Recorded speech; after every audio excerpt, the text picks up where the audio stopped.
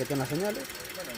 Voy a desconectar una bobina. Voy a desconectar y ahí desconecté. Ahí lo desconecté. Desconecté la bobina, una bobina.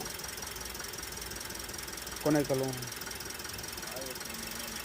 Lo volví a conectar.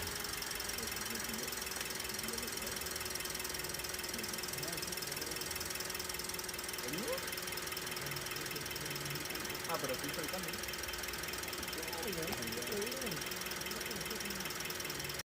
Voy a desconectar un inyector y vamos a ver cómo se comportan los sensores, ¿no?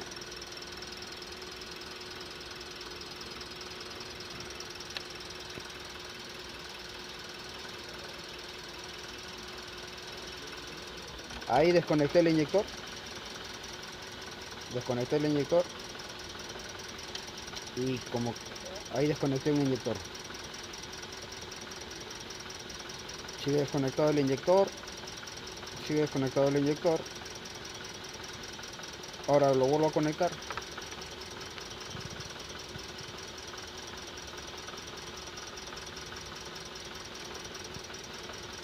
Conectar el inyector.